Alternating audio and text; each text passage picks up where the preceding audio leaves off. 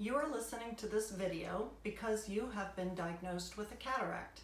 The most common question that I am asked when a person is diagnosed with a cataract are, what is a cataract? Why do I have one? And what do I do about it? Well, first, let's talk about what is a cataract. A cataract is when the lens of your eye, instead of being clear, becomes cloudy. That is a cataract, a cloudy lens. It is not a film over the surface of the eye, which is a common misperception. It is simply a cloudy lens which each one of us eventually develops, usually in about our 40s or 50s.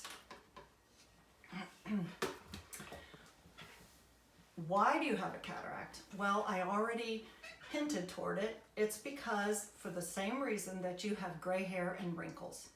If you're fortunate to live long enough to develop gray hair and wrinkles, you will also develop a cataract.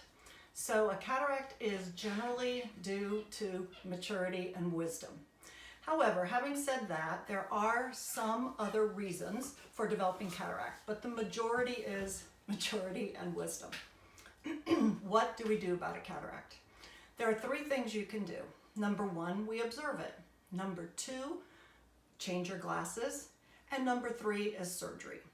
Now, in the beginning, the symptoms of cataract, which is often glare, halos, blurry vision, difficulty driving at night, particularly with rain and headlights, those symptoms initially can be relieved by changing your glasses. But eventually, changing your glasses won't help anymore. As the cataract becomes denser and denser, new glasses won't help. So then your only option is either to live with the poor vision or have surgery. When your cataract reaches that stage, people refer to it as being ripe. We don't use that term, but just so you know in case you hear it. So that means the cataract is dense enough that glasses won't help, and it's starting to affect your daily activities, meaning you can't do what you need to do or want to do, such as reading or seeing street lights or being able to safely drive. Once it reaches that point, then, like I said, you live with it or you have surgery. Now, why do you have that choice? Well, because vision loss from cataract is reversible.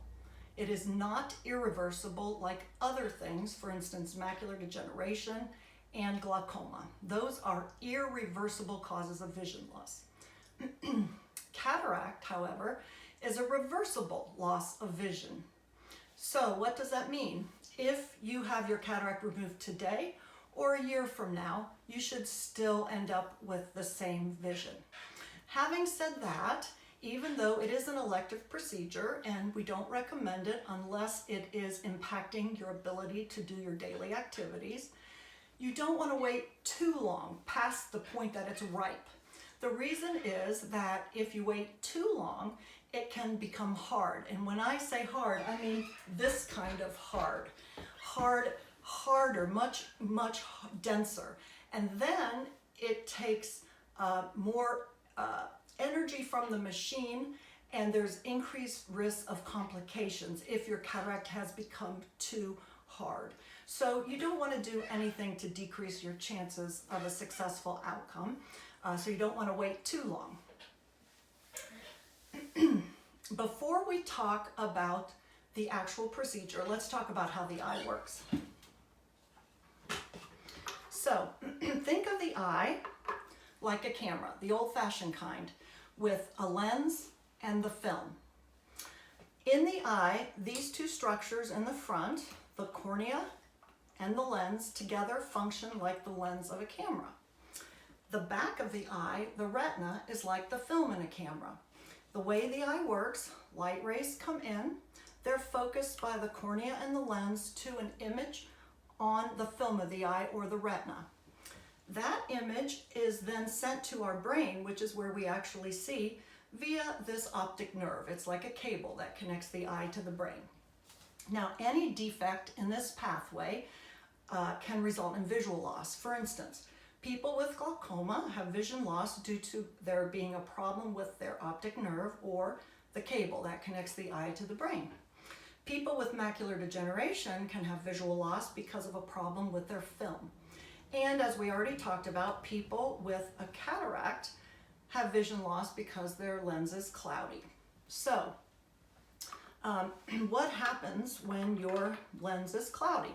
Well, when light rays come in, instead of being refracted to a pinpoint on the film of the eye, it's unable to make a nice clear image, and that's what results in your visual problems. Now, the other thing to note is if you're somebody who has glaucoma or macular degeneration, removing your cataract and putting in an artificial lens can definitely improve your vision, but it will only be as good as your eye allows. Think of it again like a camera. If you have a camera with a scratch lens and bad film, you're going to have a bad picture. You can put in a new lens and the picture will be much better, but the picture will only be as good as the film allows. So that's the same thing with people who have other underlying conditions besides a cataract, for instance, glaucoma and macular degeneration.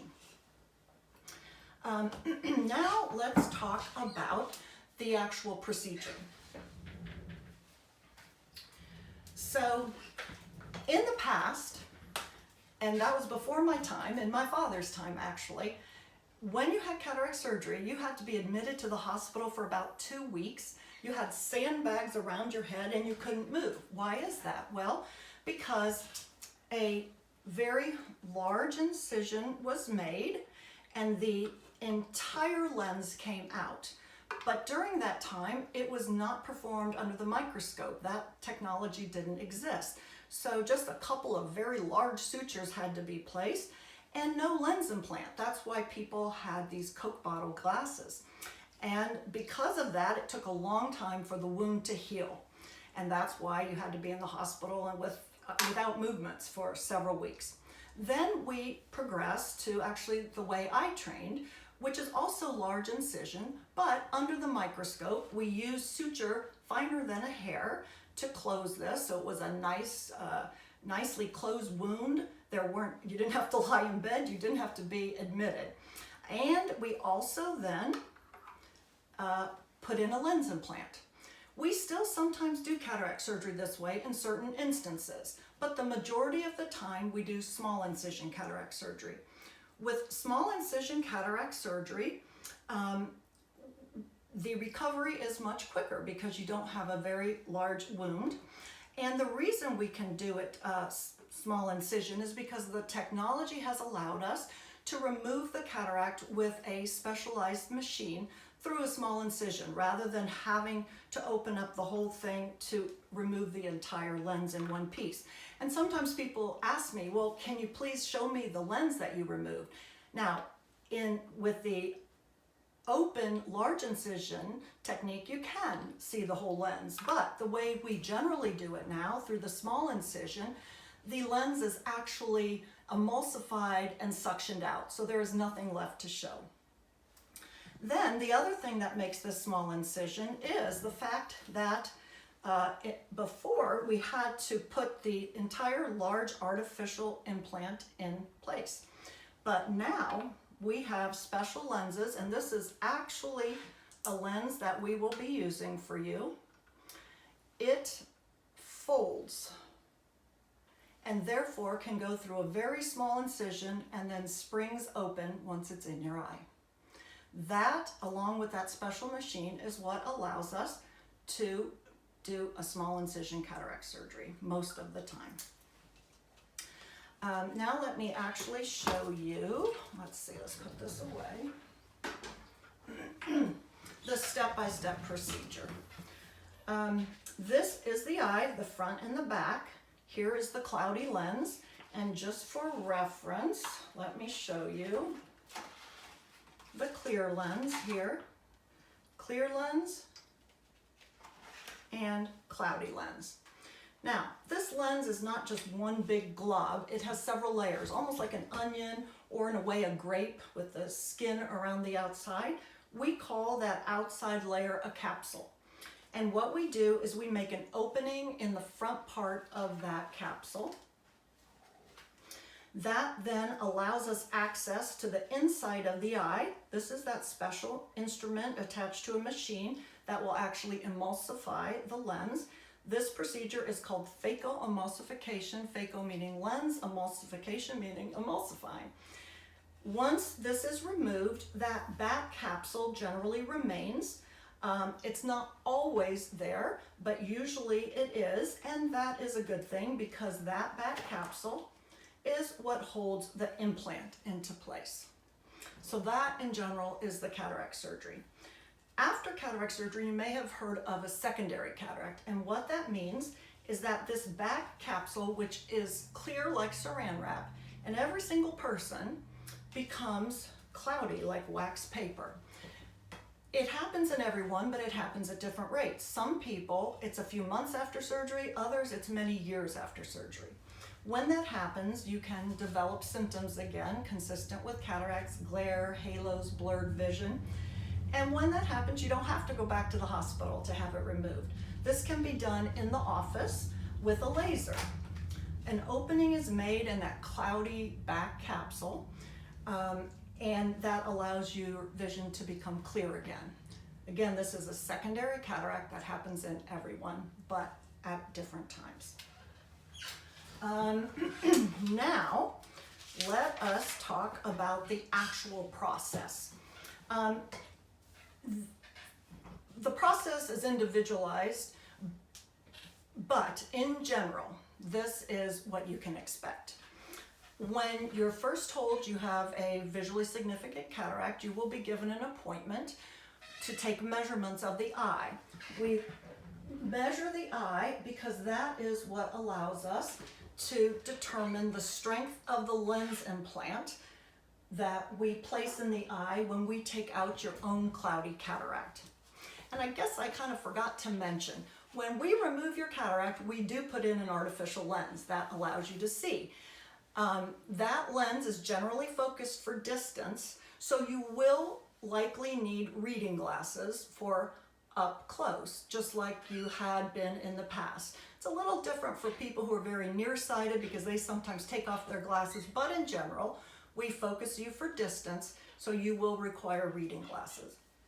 Once we have those measurements, we go through the instructions. You'll receive written instructions, prescriptions of several drops that you might need, that you'll take a few days prior to the surgery.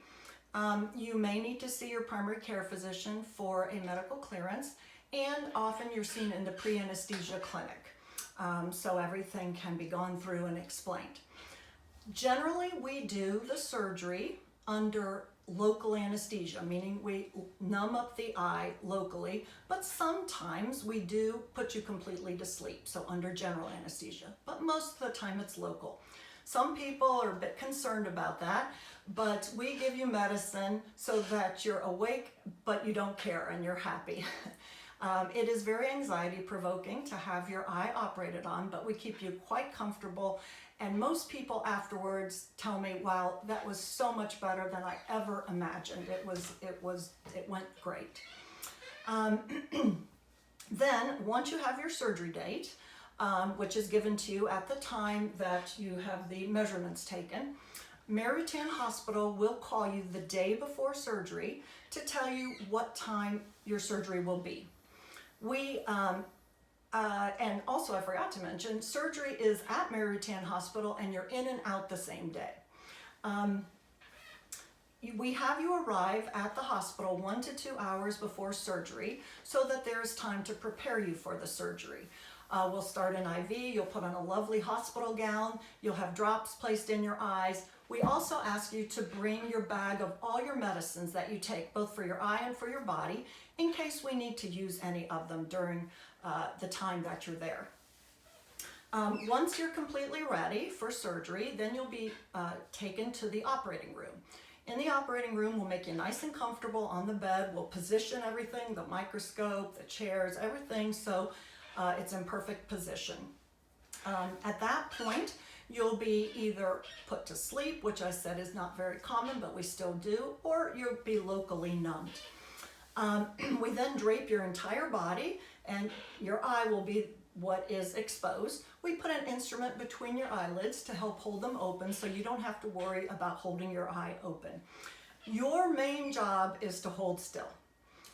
I know it sounds crazy, but if people who move their toes or move their hands or even talking, under the microscope it's like an earthquake.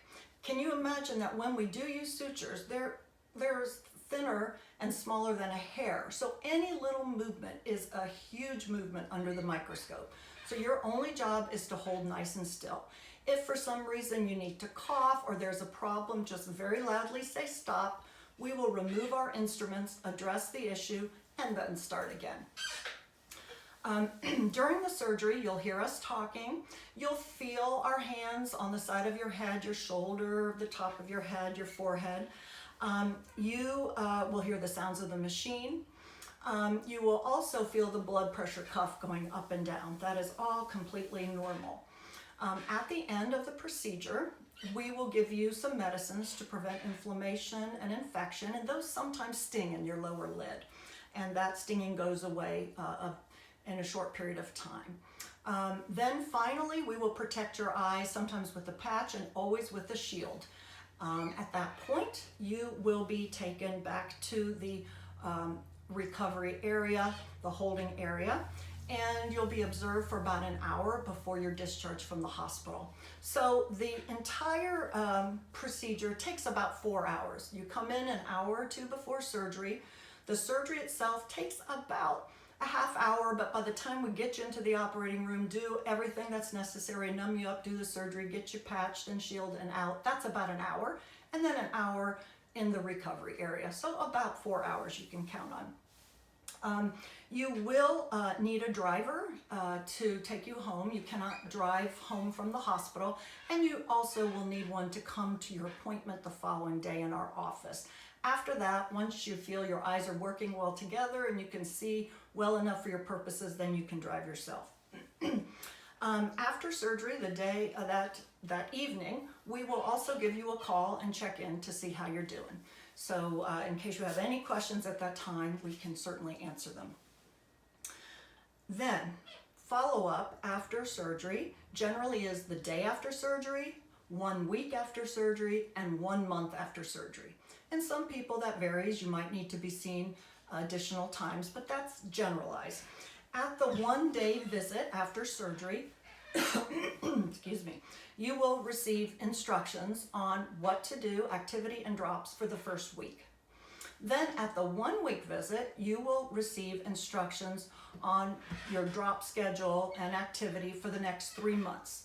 In general, you will be taking drops for about 3 months. The first month, it generally is 3 times a day. The second month, generally twice a day. And the third month, generally once a day.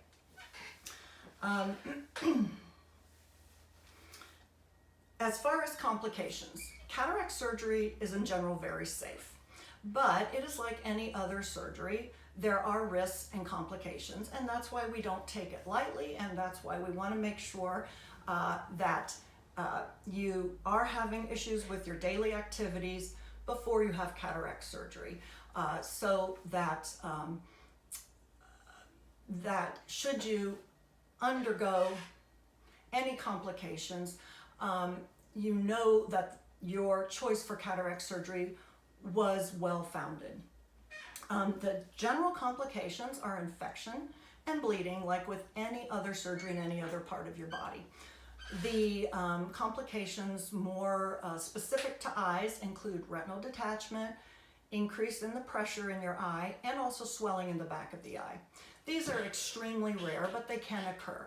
And the complication of swelling in the back of the eye, if it occurs about a month after surgery. And it's for that reason that we prefer to wait to do your second eye for about a month or two at the minimum, month or two after your initial surgery.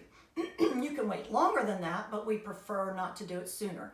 Having said that, there are some exceptions, and in some cases we will do the surgery sooner, depending upon that particular individual. Now, as far as restrictions, there aren't too many restrictions. Essentially, it's no heavy lifting, bending, or straining. That wound is very small, but there's generally no stitch in it. So if you strain to lift something or bend over using these abdominal muscles quickly, it can initially pop that wound open, but every hour, every day, every week, that wound is stronger and stronger. And by about 2 or 3 weeks, you really can't even open it if you try. So that's really the main restriction. In general, most people do very well and they're extremely happy after cataract surgery. This should give you a good generalized idea of what to expect, what the surgery is all about, and all the risks and complications and restrictions afterwards. You will receive an individual plan, but this is a good generalized plan. If you do have additional questions, we are more than happy to address them.